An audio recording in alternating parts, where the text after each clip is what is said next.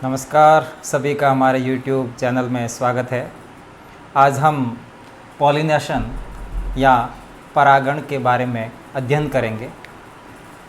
तो आपको पता है कि ये संरचना एंथर या परागकोश की है।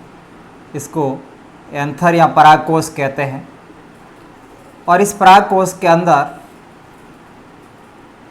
लघु बीजाणु या परागकण बनते हैं। ये परागकण, ये वाली संरचना वर्तिकाग्र है, स्टिग्मा कहते हैं इसको। तो परागकोश से परागकणों का किसी भी युक्ति द्वारा वर्तिकाग्र सतह पर पहुंचना पॉलिनेशन या परागण कहलाएगा। तो परागण एक प्रोसेस है, एक प्रक्रिया है जिसमें परागकण किसी भी तरीके से परागकोश से वर्तिकाग्र की सतह पर पहुंचते हैं।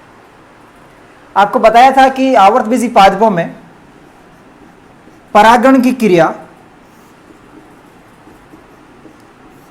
दो कोशिकीय अवस्था में या फिर तीन कोशिकीय अवस्था में होती है। आपको यह भी बताया था कि 60% आवर्तबीजी पादपों में परागण की क्रिया दो कोशिकीय अवस्था में होती है, यानी परागकण दो कोशिकीय होते हैं।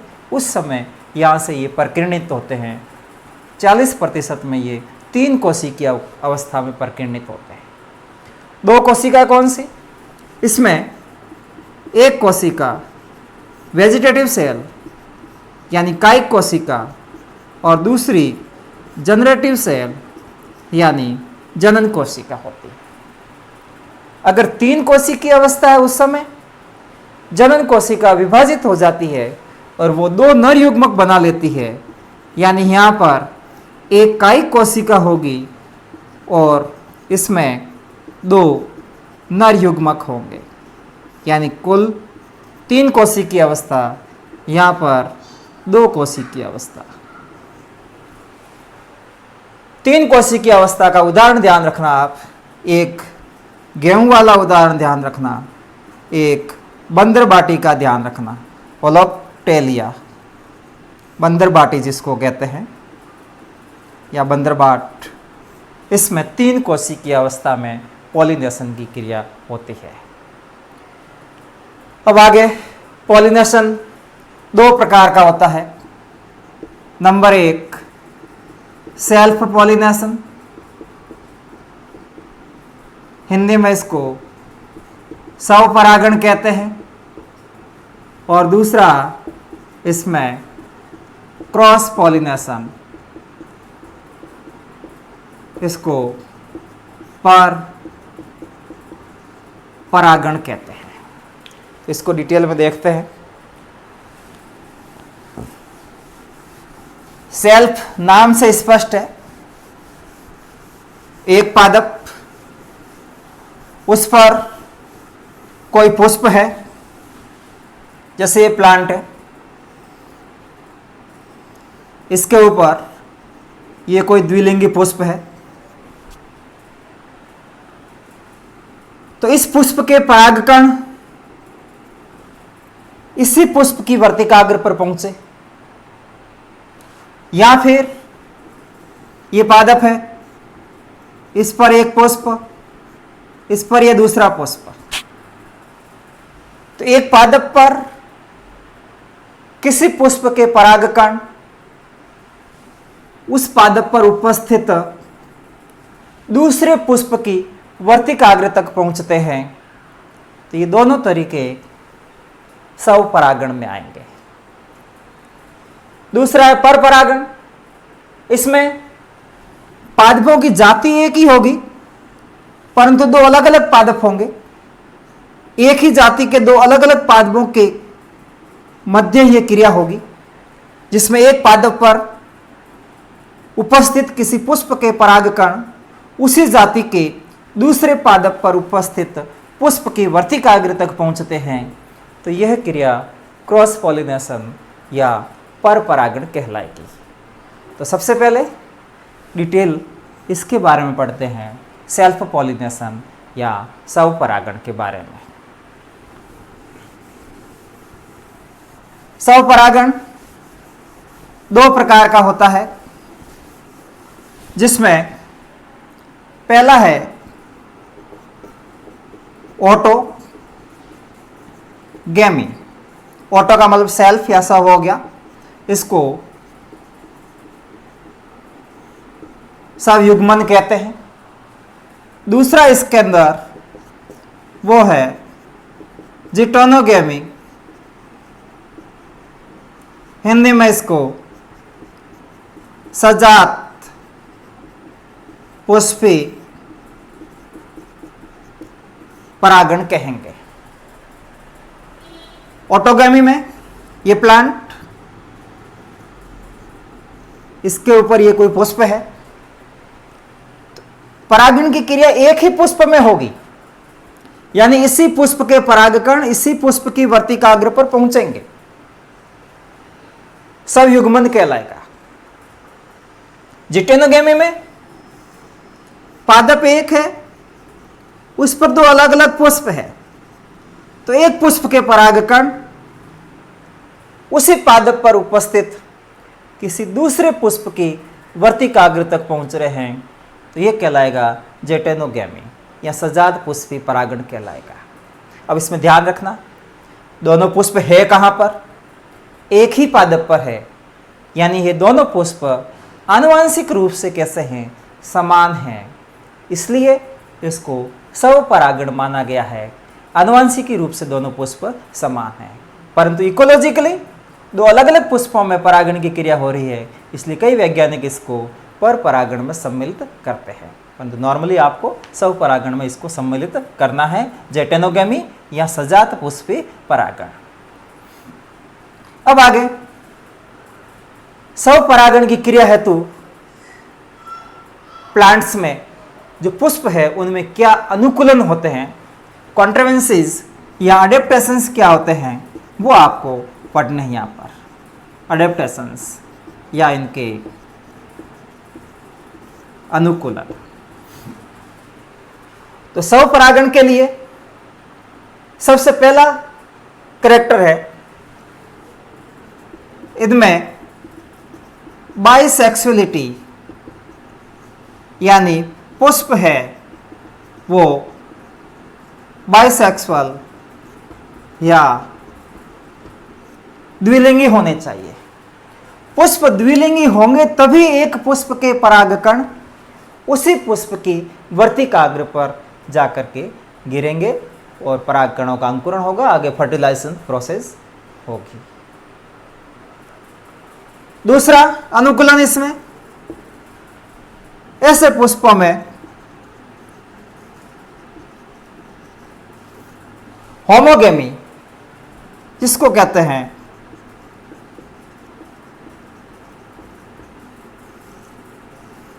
समकाल पक्वता होनी चाहिए। समकाल पक्वता का मतलब परागकोश का परिपक्वता और वर्तिकाग्र की ग्राह्यता दोनों एक ही समय हो। ऐसा नहीं कि परागकोश पहले परिपक्व हो जाए और परागकण पहले झड़ जाए और वर्तिकाग्र की ग्राह्यता बाद में आए, तो उस स्थिति में सेल्फ पॉलिनेशन नहीं होगा। दोनों जननांगों का एक ही समय परिपक्व होना समकाल पक्वता या होमोगेमी कहलाता है, और सेल्फ पॉलिनेशन के लिए होमोगेमी या समकाल पक्वता जरूरी है। तीसरा इसमें वो है क्लिस्टोगेमी, हिंदी में इसको कहते हैं अनुन्मील्यता। क्लिस्टोगेमी या अनुन्मील्यता, इस क्लिस्टोगेमी से पहले आपको दो वर्ड ध्यान रखने हैं कि पुष्प दो प्रकार के होते हैं। एक है काज्मोगेमस जिसको हिंदी में उन्मिल पुष्प कहते हैं। दूसरा है क्लिस्टोगैमस, जिसको अनुन्मिल पुष्प कहते हैं। ऐसे पुष्प जो ओपन होते हैं, जिनके जननांग आप देख सकते हैं, जिनके जननांग अनावृत रहते हैं, वो पुष्प कास्मोगैमस कहलाता है। जबकि ऐसे पुष्प जो हमेशा बंद रहते हैं, जिनके जननांग आवृत रहते हैं, जो पुष्प कभी खिलते नहीं है, उन पुष्पों को क्लिस्टोगैमस या अनुन्मिल पुष्प कहते हैं। यदि पुष्प बंद रहेंगे तो कोई भी दूसरा बाहर से परागकण उसके अंदर नहीं आ सकता है। इस स्थिति में जो क्लिस्टोगैमस फ्लावर है उसमें हमेशा सेल्फ पॉलिनेशन की क्रिया होगी, स्व परागण की क्रिया होगी, और यह घटना क्लिस्टोगैमी या अनुन्मीलियता कहलाती है। और इसमें ध्यान रखना, ऑक्जेलिस, वायोला, कॉमेलिना, कनकोआ कहते हैं कॉमेलिना को, ये ऐसे उदाहरण हैं जिनमें दोनों प्रकार के पुष्प पाए जाते हैं, कास्मोगैमस और क्लिस्टोगैमस। इन पादपों में ऊपरी तरफ ये उन्मिल पुष्प होते हैं, जबकि नीचे की तरफ अनुन्मिल पुष्प होते हैं। तो इस प्रकार के पुष्पों में हमेशा सेल्फ पॉलिनेशन होगा, स्व परागण की क्रिया होगी, और यह घटना अनुन्मीलियता कहलाएगी। फिर आगे दूसरा इसमें वो है क्रॉस पॉलिनेशन। इसको परागण कहते हैं। इसका दूसरा नाम, इसको एलोगेमी या इसको जीनोगेमी कहेंगे। अभी बताया था कि एक ही जाति के दो अलग अलग पादप हैं, एक पादप ये, दूसरा पादप ये, दोनों की जाति समान है, समान जाति है।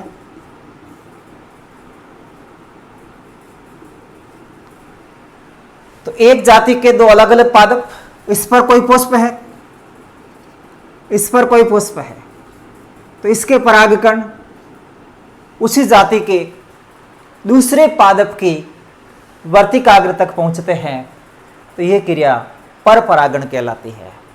और इसमें पादप अलग अलग है, यानी पुष्प आनुवांशिक रूप से भिन्न होते हैं, पुष्प आनुवांशिक रूप से समान नहीं होते हैं।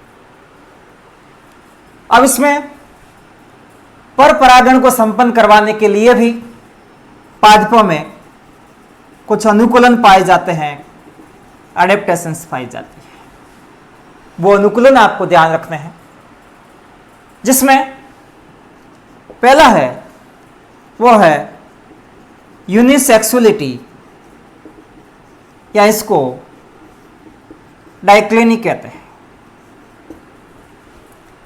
यानी नर और मादा जननांग अलग अलग पुष्पों में होंगे, तब वे पर परागण को प्रेरित करेंगे, उनमें पर परागण की संभावना रहेगी, स्व परागण की क्रिया उनमें नहीं रहेगी, क्योंकि पुष्प में जननांग एक ही है, या तो नर जननांग है उसमें, या फिर उसमें मादा जननांग है। तो एक लिंगिकता या एक लिंगता या डाइक्लिनी, ये पर परागण हेतु पहला अनुकूलन आपको ध्यान रखना है। दूसरा इसमें वह है डाइकोगेमी, हिंदी में इसको कहते हैं भिन्न काल पक्वता। स्व परागण में क्या था? होमोगेमी। यहां पर क्या है? डाइकोगेमी। माना कि पुष्प एक लिंगी नहीं है, पुष्प द्विलिंगी है, तब वो कब इस पर परागण को फेवर करेंगे? तो उसमें डाइकोगेमी ध्यान रखना, भिन्न काल पक्वता ध्यान रखना, यानी पुष्प द्विलिंगी है, परंतु उस पुष्प के दोनों जननांग यानी एंथर और वर्तिकाग्र की सुग्राह्यता अलग अलग समय पर होती है, तो ये घटना भिन्न काल पक्वता कहलाती है। और दोनों जननांग अलग अलग समय परिपक्व होंगे तो उसमें सेल्फ पॉलिनेशन नहीं हो सकता है, स्व परागण उसमें नहीं हो सकता है। और इसमें आप ध्यान रखना, डाइकोगेमी के अंदर जो पुष्प है, अगर मादा जननांग से पहले नर जननांग परिपक्व हो जाता है तो उसको कहते हैं प्रोटोएंड्री, प्रोटोएंड्री, या इसको पुम पूर्वता कहते हैं। यदि प्रोटोएंड्री में नर जननांग मादा जननांग से पहले परिपक्व होगा, दूसरा है प्रोटो गायनी, इसको स्त्री पूर्वता कहते हैं। और स्त्री पूर्वता का मतलब मादा जननांग नर जननांग से पहले परिपक्व होगा, प्रोटोएंड्री और प्रोटोगायनी। इसके दो उदाहरण आप ध्यान रखना, कई बार पूछ सकते हैं, जैसे गुड़ल कपास, इसमें नर जननांग मादा जननांग से पहले परिपक्व होता है। यहां पर कई ऐसे जैसे ब्रेसिकेसी, रोजेसी कुल के सदस्य, जिसमें इसके अलावा भी एक उदाहरण ध्यान रखना, जैसे बरगद है, चंपा है, इसमें प्रोटोगायनी या स्त्री पूर्वता पाई जाती है। तीसरा अनुकूलन इनका वो है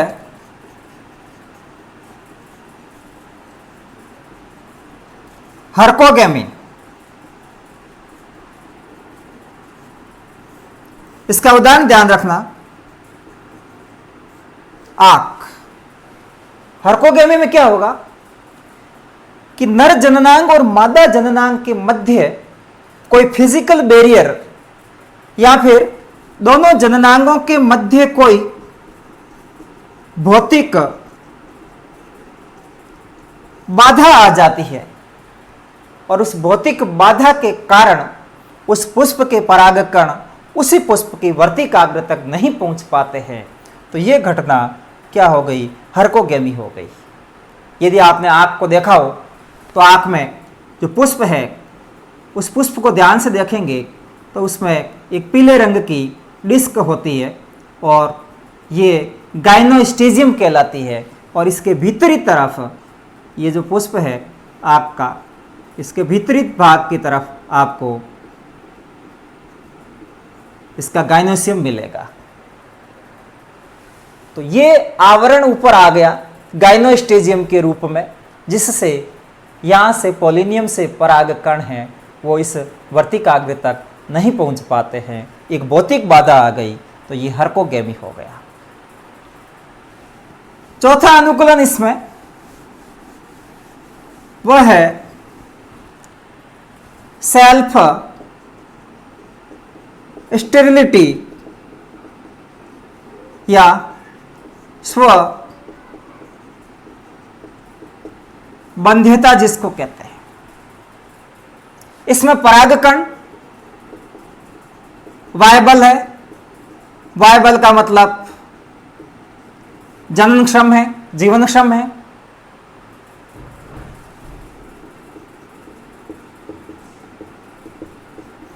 और सारी परिस्थितियां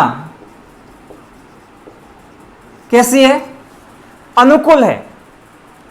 अनुकूल परिस्थितियां होने पर भी कोई वायबल पोलन्स वर्तिकाग्र की सतह पर अंकुरित नहीं हो पाता है, तो वह घटना सेल्फ स्टेरिलिटी या स्वबंध्यता कहलाती है।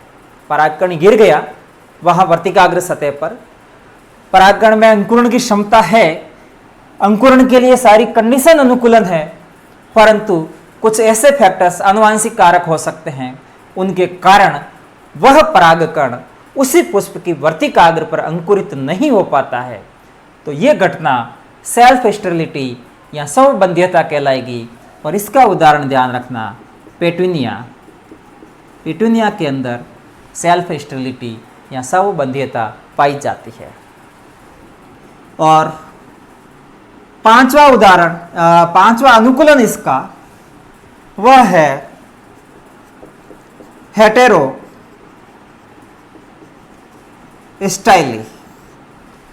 स्टाइली। इसको विषम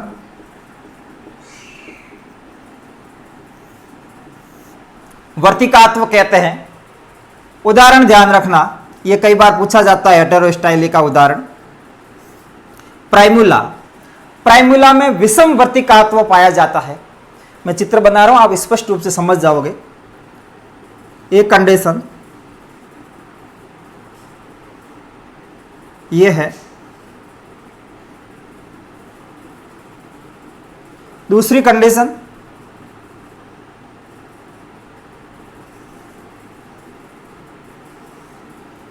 ये कंडीशन है। यहां पर क्या है, वर्तिका की लंबाई ज्यादा है, फिलामेंट यानी स्टेमन की लंबाई कम है, पूतंतु छोटे हैं, स्टेमन ज्यादा लंबाई के नहीं है। इनमें फिलामेंट ज्यादा बड़े हो गए, स्टेमन की लंबाई ज्यादा हो गई, यहां पर स्टाइल की लंबाई क्या है, कम है।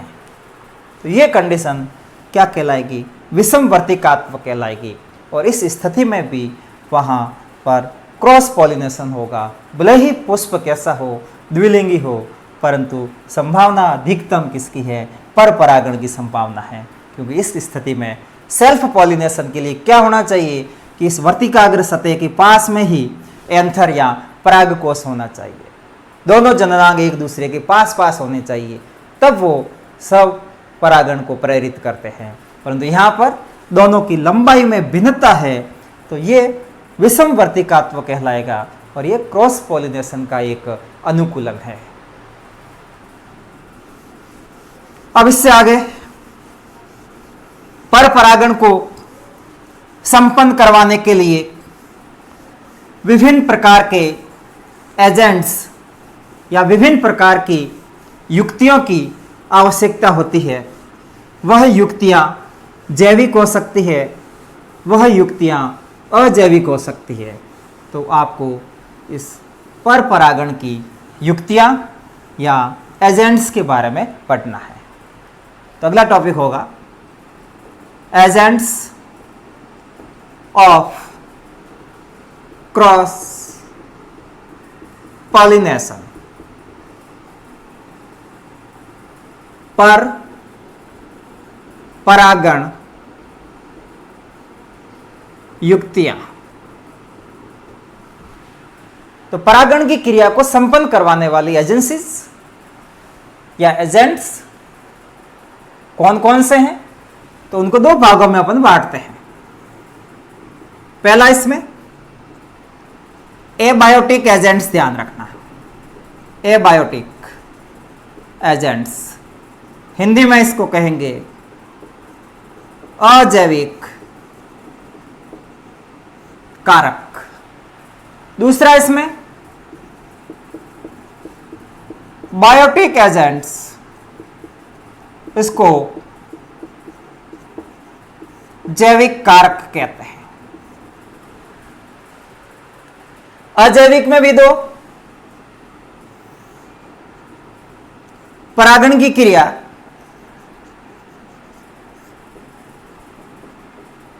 वायु के द्वारा, इसको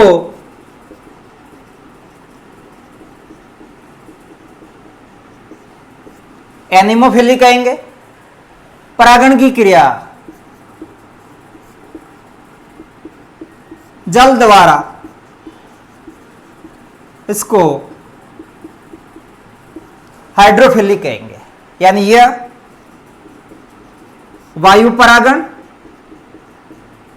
ये जल परागण। अब आगे परागण की क्रिया जल की सतह पर हो रही है या परागण की क्रिया जल सतह से नीचे हो रही है। तो इसमें भी दो भाग, एक है अधिजली परागण, इसको कहेंगे इप,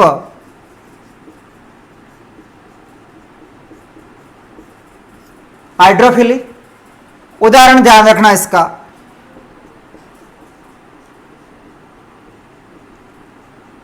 वेलिसनेरिया। दूसरा इसमें अधोजली परागण, इसको हिप हाइड्रोफिली कहते हैं। इसका उदाहरण ध्यान रखना, समुद्री घास या जोस्टेरा। फिर आगे जैविक कारक, विभिन्न प्रकार के जंतु इसमें, जिसको जूफिली कहते हैं।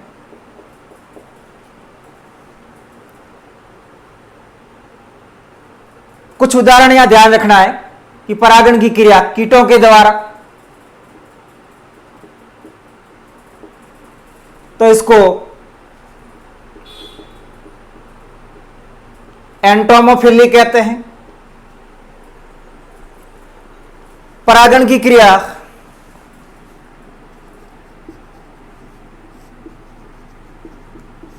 पक्षियों के द्वारा,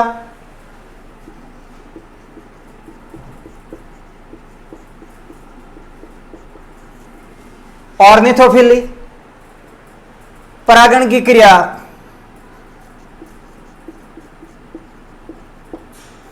चमगादड़ द्वारा, इसको कैरेप्टेरोफिली।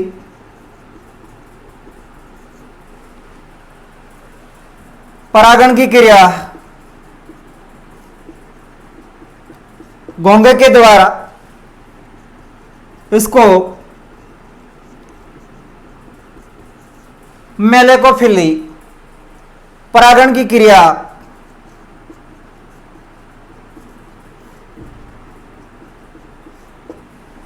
चींटियों के द्वारा, इसको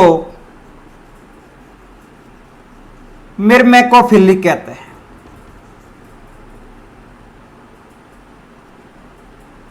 मिर्मेकोफिली।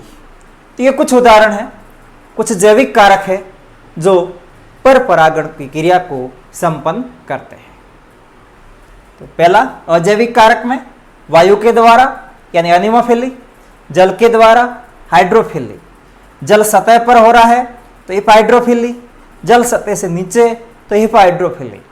बायोटिक एजेंट्स जूफिली के अंदर, जिसमें कीटों के द्वारा एंटोमोफिली, पक्षियों के द्वारा ऑर्निथोफिली, चमगादड़ द्वारा कैरेप्टेरोफिली, घोंघे के द्वारा मेलेकोफिली और चींटियों के द्वारा मिर्मेकोफिली